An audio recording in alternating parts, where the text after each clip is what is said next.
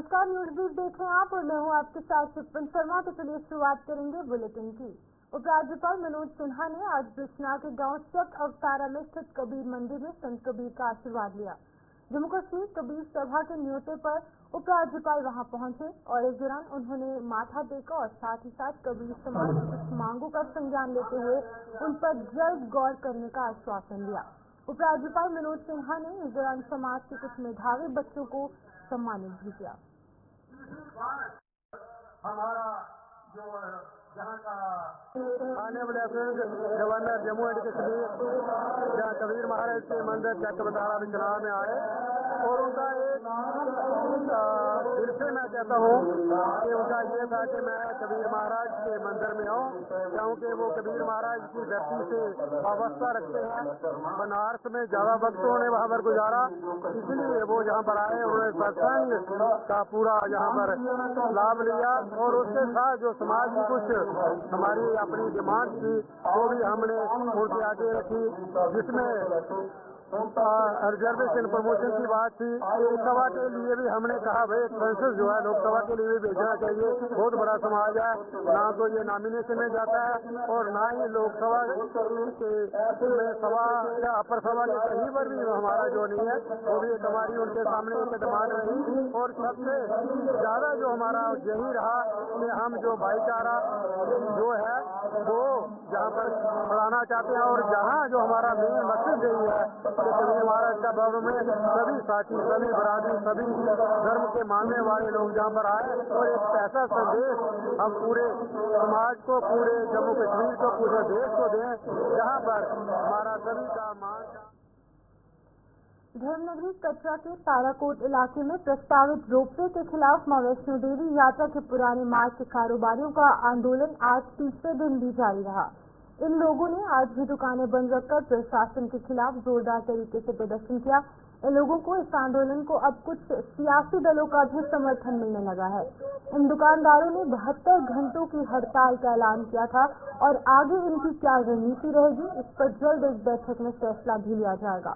इन दुकानदारों का आरोप है कि ये रोपवे के जरिए इस यात्रा की आस्था के साथ खिलवाड़ किया जा रहा है और इससे कई लोगों की रोजी रोटी भी छिन जाएगी। या ब्यूरोक्रेट है या पॉलिटिकल लोग हैं, चाहे मौजूदा सरकार के हैं, चाहे जो यहाँ प्रत्याशी रहे हैं, मुझे लगता है सबके कानों में कोई जूं नहीं दिख रही है, क्योंकि मुझे नहीं पता कि ये ब्यूरोक्रेसी कर क्या रहे हैं यहाँ पे। जैसे हमें इस वक्त नचाया जा रहा है ना, हम बिल्कुल नचाएंगे, इनको नहीं बर्दाश्त करेंगे किसी को भी। और रो बेट की बात हम दिखाएंगे, रो बेट लगता है या नहीं लगता है, 72 घंटे होने वाले, उसके बाद हम दोबारा सलाह करेंगे पूरी कमेटी। जैसे कमेटी के दिशा निर्देश होंगे वैसे ही हम करेंगे। करना क्या करना चाहिए कंट्रोला, क्या करना चाहिए कंट्रोला, जो लाखों लोगों के चूल्हे ठंडे करने के बाद लगेगा, ऐसा कंट्रोला काम विरोध करते हैं। आज हिंदू आस्था के साथ खिलवाड़ हो रहा है, कोई बार नहीं आ रहा है, 3 दिन से प्रोटेस्ट कर रहे हैं इधर। आज देखिए पब्लिक पड़ रहे हैं, हमें अफसोस है आज 3 दिन से यात्री इतना परेशान है, आप छोटे बच्चे कहते हैं परेशान है, उनकी सुतू लेने वाला कोई नहीं है। हमें अफसोस है, हम भी खून के अथरू रो रहे हैं, छोटे अथरू परेशान हो रहे हैं। क्या करें, अपने बच्चों को भी जान नहीं दे सकते हैं, जो हम पा रहे हैं। मेरा आपके माध्यम से तरीके से विरोध है कि बाहर आए और इसका नारा साधे।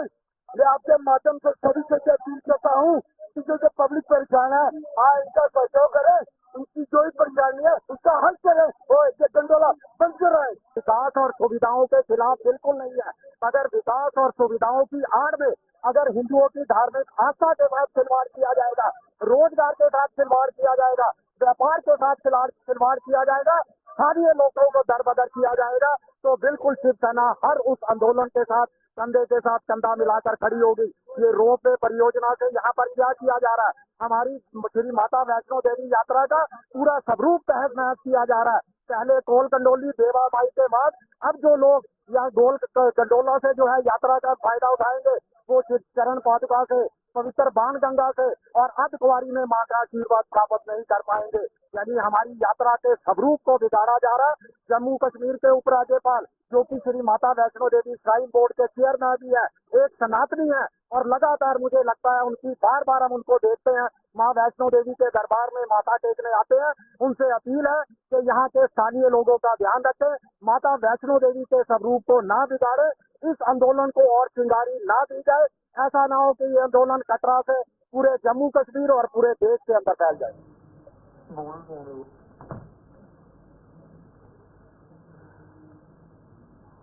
डोडा पश्चिम विधानसभा के विधायक शक्तिराज परिहार विधायक बनने के बाद पहली बार देसा पहुंचे। डोडा के इस दूर दराज के इलाके में उन्होंने स्थानीय लोगों के साथ एक बैठक कर उनकी समस्याओं की जानकारी ली और उन्हें जल्द हल करने की बात भी कही। विधायक ने बताया कि इस इलाके में विलेज डिफेंस गार्ड्स का सशक्तिकरण उनकी प्राथमिकताओं में से रहेगा। इसके अलावा यहाँ के लोगों की हर समस्या को हल करने के लिए भी वो कोई कसर नहीं छोड़ेंगे। वेस्ट के विधायक जो है श्री शक्तिराज परिहार जो आज देसा वैली में पहुंचे हैं और आज इन्हीं से बातचीत करेंगे। आपसे जीतने के बाद ये यहाँ इन लोगों के पास पहुंचे हैं और काफी बैकवर्ड एरिया है, यहाँ पर लोगों को रोड कनेक्टिविटी या फिर नेटवर्क या फिर एम्बुलेंस के लिए किस तरह से दर होना पड़ता है। सर स्वागत है आपका। और जीतने के बाद आप यहाँ पर पहली बार पहुंचे। यहाँ देसा के जितने भी लोग यहाँ पे हैं या जिन लोगों ने vote support Bharatiya Janata party को किया है और मुझे यहाँ विधायक बनाया है, आज जीतने के बाद यहाँ पे आने का मौका मिला है। इन सब का धन्यवाद करूंगा कि इन्होंने बढ़ चढ़ के हिस्सा लिया और भारतीय जनता पार्टी को यहाँ वोट सपोर्ट करके मुझे विधायक बनाया। उसी सिलसिले में आज लोगों का धन्यवाद करने के लिए आज लोगों के बीच में यहाँ पे आया। डोडा वेस्ट कॉन्स्टिट्यूंसी बनी है, इससे पहले डिलिमिटेशन से पहले ये लोग जो है रामबन के साथ थे। अब एक नई उम्मीद आपसे लेकर आपको लाया है, जो रोड कनेक्टिविटी यहाँ के लोगों को चाहिए। अलग अलग जो देसा बिल्कुल अनंतनाग के पास में है या आसपास रामबन के बिल्कुल पास में, क्या इनको वो रोड कनेक्टिविटी मिलेगी? आपसे किस तरह? मुझे ये लगता है कि यही दुर्भाग्य रहा है देसा इलाके का कि इनको जब डिलिमिटेशन पीछे हुआ है तब रामबन के साथ जोड़ा गया है। बहुत बड़ा अन्याय उस टाइम पे हुआ है। उस वक्त जिन लोगों ने ये किया है कि देसा का आप यहाँ से आप देखेंगे, यहाँ से आपको भागवा जाना है, डोडा जाना है, डोडा से होते हुए अक्सर बटोत से होते हुए आपको रामबन में पहुंचना है। तो आप डिस्ट्रिक्ट आपका डोडा है लेकिन कॉन्स्टिट्यूएंसी आपकी रामबन थी। और इस बार जो डिलिमिटेशन हुआ है उसमें देसा डोडा वेस्ट के साथ लगा है। मैं ये विश्वास दिलाना चाहूंगा कि यहाँ रोड की दिक्कत है, पानी की है, बिजली की है। पूरी कोशिश करेंगे, पूरा प्रयास हो कि डोडा की यहाँ देसा की जो दिक्कतें हैं उनको हम दूर कर सकें। सर एक काफी देराना यहाँ के लोगों की मांग भी है और लगातार अंतवादियों द्वारा थ्रेट भी मिलती है वीडीजी के लोगों को, या फिर इस तरह के पिछले डिस्टर्बिंग एरिया भी रहा है। किस तरह से लोगों की हेल्प भी और ज्यादा होगी, किस तरह की जो लोगों को उम्मीदें दी? पिछले दिनों में भी यहाँ वीडीजी को सघन किया गया है, काफी सारे वेपन यहाँ लोगों को दिए गए हैं। मैंने आज भी कहा है कि अगर कुछ अभी कोई एरिया ऐसा बचता है या कुछ लोग ऐसे हैं उनको भी वेपन दिए जाएं ताकि ये इलाका बड़ा फॉर फ्लंग इलाका है। जब तक यहाँ डोडा से कोई पुलिस आए, यहाँ से कोई आर्मी पहुंचे, तब तक वहाँ बड़ा मुश्किल होता है उनको। तो वीडीजी को वो स्ट्रेंथन किया जाए, उसके लिए हम काम करेंगे। पीछे किया भी है और आगे भी करेंगे, क्योंकि ये जो वीडीजी का जो कंसेप्ट है, ये जो वीडीसी का कंसेप्ट है, ये भारतीय जनता पार्टी की देन है। मेरा ये मानना है कि जब तक न लीडर को खुद जानकारी इलाके की हो तो वो कोई काम नहीं कर सकता है। उस वक्त मैं 6 दिन पैदल गांव चला हूं और 6ठे दिन मैंने मजबी में जाके गाड़ी की शक्ल देखी है कि गाड़ी कैसी होती है। तो मुझे जानकारी एहसास उस बात का है कि मैं यहाँ से पैदल चलते हुए पूरा इलाका पूरा कवर करके फिर जाके मजमी में हम वहाँ पे उतरे थे। तो लोगों को क्या दिखते हैं 2 या 3 घंटे के लिए 5-5, 6 घंटे पैदल यहाँ पे चलना पड़ता है। इसीलिए हमने फोकस किया है और डिपार्टमेंट को भी कहा है, PNGSY डिपार्टमेंट के लोगों को भी कहा है कि फोकस किया जाए, प्रायोरिटी पे यहाँ देसा को लिया जाए। हालांकि देसा के बड़े नौजवान मैं सोशल मीडिया में देखता हूँ कि देसा फर्स्ट, देसा मस्ट, लेकिन केवल सोशल मीडिया में। और आज मैं कई सोशल मीडिया में देखता हूँ जो यहाँ के 6-6 साल यहाँ MLA दूसरी पार्टियों के रहे हैं, सरकारें उनकी रही हैं, चीफ मिनिस्टर उनके रहे हैं, उस टाइम कुछ नहीं, कब नहीं करवाया। तो आज जब हम काम करवा रहे हैं कुछ, तो आज वो कोई लेटर बना। शिवसेना डोगरा फ्रंट ने जम्मू कश्मीर की सरकार को उसके वादे याद दिलाने के मकसद से जम्मू में आज विरोध प्रदर्शन किया। डोगरा फ्रंट के मुताबिक सरकार ने अपने घोषणा पत्र में लोगों को 200 यूनिट बिजली मुफ्त देने के साथ साथ 12 एलपीजी सिलेंडर भी मुफ्त देने का वादा किया था, जो कि अभी तक पूरा नहीं हो पाया। लोग फ्रंट ने दरबार में इसकी प्रक्रिया को जल्द शुरू करने की मांग करते हुए कहा कि अगर ऐसा होता है तो जम्मू का कारोबार जो है वो पटरी पर लौट आएगा। नहीं दरबार मूव आ रहा, नहीं 200 यूनिट बिजली मिल रही, नहीं 12 सिलेंडर मिल रहे, कब मिलेंगे? लोग आपकी निगाहों की तरफ देख रहे हैं। अब घोषणा करेंगे, लागू करो, घोषणा कर दी, अब लागू कब होगा? कब गरीबों को राहत मिलेगी? कब जम्मू के दुकानदारों को दरबार मूव आने के उपरांत राहत प्रदान करने का प्रयास करेंगे? बुरी हालत है दुकानदारों की। एक मूवमेंट थी, जब से दरबार मूव के साथ लोग आते थे, व्यवस्था बनती थी और उसका अग्रसर होता था। लेकिन आज की व्यवस्था के अंदर इतनी बुरी हालत है कि दुकानदारों का काम नहीं रहा।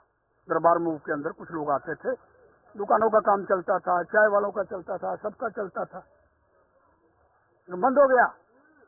इसलिए मैं मांग करना चाहता हूँ, कृपा करके दरबार मूव लाओ, 200 यूनिट बिजली दो, 12 सिलेंडर दो, ताकि लोगों को राहत पहुंचने का और आपका चुनावी वादा पूरा हो। सांबा जिले के सीमावर्ती रामगढ़ के किसान डीएपी खाद की किल्लत से जूझ रहे हैं। गेहूं की बिजाई के इस सीजन में अधिकतर खाद केंद्रों की डीएपी खाद उपलब्ध नहीं है। अगर बात की जाए किसानों की, तो उनका आरोप है कि खाद के डीलर भी इसकी कालाबाजारी करने से बाज नहीं आ रहे और वो 1350 रुपए मिलने वाला बैग 1500 से 2000 रुपए बेचा जा रहा है। लोगों ने प्रशासन को भी आड़े हाथों लेते हुए बताया कि प्रशासन इसका कोई संज्ञान नहीं ले पा रहा।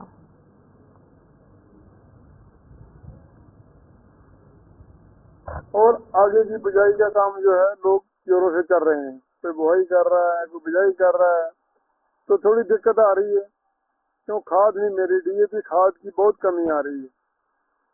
हम यही सरकार से अपील करते हैं कि जो डीएपी खाद है किसानों को टाइम पे मुहैया कराएं, जो इन्होंने डिपो बनाए हुए हैं उन लोगों को दें, तो आगे ये लोगों को मिले। भाई हमें तो देखा 5-4 डिपो पे, हमें तो मिली नहीं कहीं, तो ना किसी ने पैसे मांगे। अगर खाद आएगी तो ये देंगे, इन्होंने घर से रखनी है। लेकिन हमें सरकार से ये निवेदन करते हैं, अपील करते हैं कि पूरे किसानों की तरफ से तो डीएपी खाद जो है सरकार को मुहैया करवानी चाहिए। और सरकार जो है जब मुहैया करवाएगी तो डिपो वाले देंगे लोगों को, तो लोग किसान भी खुश रहेंगे, फसल भी अच्छी होगी। तो अगर डीएपी नहीं मिली तो खाद जमीन जो फसल जो अभी वही करनी है उसका थोड़ा मुश्किल हो सकता है। सूख जाएगी, जमीनें सूखेंगी, दोबारा पानी लगाने का पड़ेगा। अब टाइम हो गया है, इसलिए हम सरकार से, अपने गवर्नर साहब से, लेफ्टिनेंट गवर्नर साहब से और जो बनी हुई सरकार है उससे अपील यही करते हैं कि ये जो डीएपी खाद है ये अभी टाइम है, टाइम पे मुहैया करवाएं। कहीं से भी थोड़ा रेंज करें, जिम्मेदारों पर भी थोड़ी कृपा करें और जिम्मेदारों का सोचा करें थोड़ा सरकार। किसानों को डीएपी खाद जो है वो नहीं मिल रहा। जो भी खाद केंद्र है जो सरकार ने जिन्हें लाइसेंस दिए हैं, जो डीलर हैं, खाद डीलर हैं, इस समय अगर देखा जाए तो सांबा जिला के मैं अगर सीमावर्ती क्षेत्रों की बात करूं तो वहां पर खाद डीलरों के पास डीएपी खाद नहीं है। और किसानों की जो पहली पसंद होती थी वो जैसे इसको कंपनी का खाद हो गया, उत्तम कंपनी का डीएपी खाद हो गया, वो कहीं भी नहीं मिल रहा है। अगर किसी डीलर के पास है, मैं सभी की बात नहीं करता, अगर किसी डीलर के पास खाद है तो वो उसे ब्लैक में बेच रहा है। इसका मैं आपको बता दूं कि 50 किलो का बैग जिसका सरकारी रेट जो है वो 1350 रुपए है, और कुछ डीलर जो है वो कुछ किसानों से 1500 से लेकर 2000 रुपए वसूल रहे हैं। और कुछ डीलर किसानों को कहते हैं कि हम आपको इसके साथ नैनो यूरिया का लिक्विड खाद देंगे, वो बोतल आपको लेनी पड़ेगी। और कुछ पोटास का बैग दे रहे हैं, यानी कि 1500 से लेकर 2000 रुपए के बीच डीएपी मिल रही है ब्लैक में। अन्य वैरायटी का खाद लाते हैं दुकानदार जो है, डीलर जो है, वो बेचते हैं महंगे दामों पर। लेकिन कुल मिलाकर अगर देखा जाए तो किसान वर्ग बहुत ही परेशान है।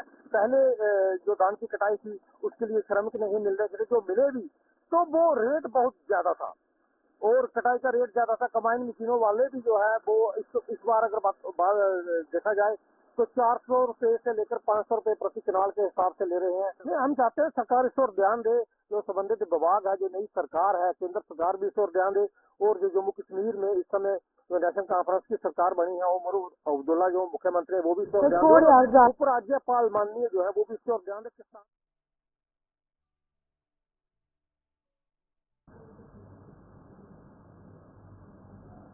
जम्मू के ऐतिहासिक मुबारक मंडी परिसर के संरक्षण का काम जहां पिछले कई सालों से खत्म होने का नाम नहीं ले रहा, वहीं इस परिसर में बने पार्क की भी बद से बदतर हालत हो चुकी है। राजा महाराजाओं के समय में बने इस पार्क में अब बंदरों का भी आतंक देखने को मिल रहा है। पार्क में सदियों पहले बने फव्वारों की हालत खस्ता हो चुकी है, जिसमें कि अब पानी के बजाय गंदगी पसती है। मौजूदा समय में 19 नवंबर से 25 नवंबर तक हेरिटेज वीक चल रहा है और इस परिसर में आने वाले स्थानीय लोग, पर्यटक और यहाँ तक कि विदेशी पर्यटक भी इस पार्क की दुर्दशा को देखकर सकते हुए हैं।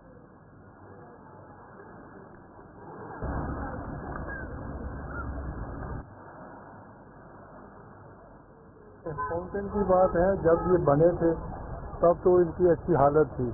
अब धीरे धीरे ये टूट रहे हैं। एक तो बंदरों का इधर बड़ा जोर होता है, तो इनमें ना पानी है, ये तो खाली एक शो पीस बन के रह गए हैं, टूटे फूटे हैं ये। तो हालत तो इनकी जर्जरी है, कोई देख रेख इनकी है नहीं, कोई आता ही नहीं। आएगा भी कोई ऑफिसर, कोई मिनिस्टर या कोई चक्कर लगाएंगे, चले जाएंगे, लेकिन उसके बाद इसकी देख रेख जो है ना वो नहीं है। कोई भी चीज़ जो बनती है ना उसकी देख रेख हो, उसकी संभाल हो तो फिर जाकर वो चलती है। वो यहाँ है ही नहीं, कोई भी माली है यहाँ पार्क में कोई नहीं है। जंगले लगे थे, तोड़ दिए, जानवर आते हैं, बंदर आते हैं, सब कुछ टूटा फूटा ही है।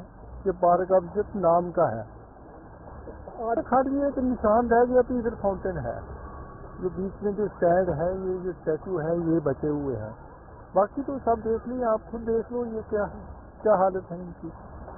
लेकिन हम छोटे छोटे थे जब, तो इधर इतनी रौनक होती थी, इतना अच्छा लगता था पार्क में घूमने का, सैर करने का। बच्चे आते थे, सभी आते थे, देखते थे। अब तो ये ऐसे ही खस्ता हालत है। अब गवर्नमेंट जाने से उनका काम जाने, हम आम आदमी क्या कर सकते हैं। श्रीनगर जाओ, आप देखो वहाँ पे जितने भी हैं हिस्टोरिकल बिल्डिंगें, पार्क देखो, मजा आ जाता है देखने का। लेकिन जम्मू में जब देखते हैं तो रोना आता है। इसलिए हमारी यही सरकार से गुजारिश है, जो इसके मेंटेन करने वाले हैं उनको यही हम कहेंगे कि इसको जल्दी से जल्दी ठीक करो। तो कोई सुनता ही नहीं है, क्या करें। पार्क की हालत थोड़ी खस्ता तो है, थोड़ी साफ सफाई की जरूरत है। बंदे ठीक है, इतना कुछ उन्होंने हमें तंग नहीं किया क्योंकि हम सब ग्रुप में बैठे हुए थे यूनिवर्सिटी के साथ, बट थोड़ी सी जरूरत है इम्प्रूवमेंट की यहाँ पे। फिलहाल तो हम यहाँ पे पढ़ने आए थे, बट यहाँ पर आके जब हमने सर्वे किया तो हमें देखने को मिला कि यहाँ पे आतंक थोड़ा सा है, थोड़े बच्चों के लिए खतरनाक हो सकते हैं बंदर। बाकी अगर हम ध्यान रखें तो इतनी कोई बड़ी बात नहीं है। I hope they will get fast because we need to renovate because it's a beautiful place. So I hope next time I will come in India to. Surankote में जोगी मोड़ से लेकर चेक पोस्ट तक बन रही सड़क विवादों में घिर गई है। स्थानीय लोगों ने इस सड़क का निर्माण डीपीआर के अनुरूप नहीं करने का आरोप लगाया। लोगों ने जिला और तहसील प्रशासन के खिलाफ प्रदर्शन करते हुए आरोप लगाया कि पुंछ के डीसी और स्थानीय विधायक को भी अवगत करवाने के बावजूद उनकी कोई सुनवाई नहीं हो रही है। ये काम नियमों को ताक पर रखकर किया जा रहा है और अगर 2 दिनों के भीतर प्रशासन ने कोई कदम नहीं उठाया तो वो आंदोलन करना शुरू कर देंगे।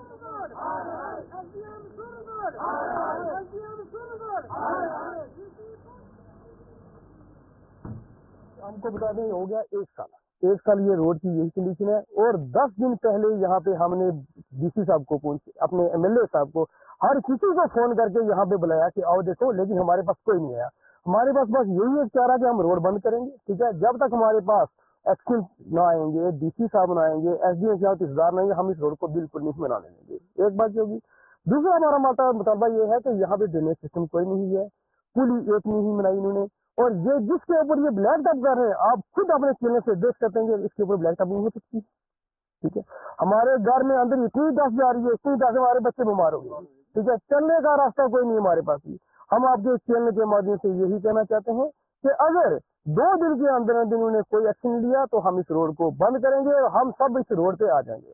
अगर इस रोड की ये हालत है, मेरे ख्याल में बाकी आर पार के लोगों की क्या हालत होगी। मैंने इससे पहले पीडब्ल्यूडी उसको मैंने कहा कहीं मेरे बाकी साथी एक्सिन साहब के पास भी गए थे, तो इधर मेरी एमएलए साहब से बात हुई थी, उन्होंने कहा मैं शाम को आऊँगा, वो नहीं आए। लिहाजा मैं सरकार से पूछना चाहता हूँ, डिस्ट्रिक्ट एडमिनिस्ट्रेशन से पूछना चाहता हूँ, तहसील एडमिनिस्ट्रेशन से पूछना चाहता हूँ कि आज से 10 दिन पहले इस पर लुक डालने लगे थे। लुक किस पर डालने लगे? मिट्टी के ऊपर। अगर कोई मिट्टी का रेशो है कि नीचे मिट्टी हो और ऊपर उसके लुक डालो, तो फिर मैं कहूँगा कि हमारी गलती, उनकी गलती कोई नहीं है। आप इस रोड की हाल देखिए, जो मिस्किन गरीब टाइप के लोग थे, उनकी रोड जो है, उनकी जमीन बिल्कुल काट के, अगर 20 फुट चाहिए थी तो उन्होंने 30 फुट काटी। लेकिन जो बाकी जो लोग आंखों वाले थे, जो लोग बोल बाले वाले लोग थे, उनके वहां से बिल्कुल रोड नहीं खोली थी। कारण इसका ये सर्वे किया जाए कि ये रोड जो है, इसकी लंबाई चौड़ाई क्या है, इसकी विड्थ कितनी है, इसकी नाली कहाँ है, इसकी पुलियां कहाँ है। 4-5 स्पॉट ऐसे हैं, जब आप देखेंगे तो उन्होंने कटाई की, कटाई करने के बाद रोड वहाँ क्लोज कर दी। भाई कटाई की है, वहाँ पुली बनाओ, वहाँ को रोड को खोलो, वहाँ पाइपर डालो या पुली बनाओ। तो चलिए न्यूज ब्रीफ में फिलहाल इतना ही। मुझे दीजिए इजाजत और आप बने रहिए गुलिस्तान न्यूज के साथ।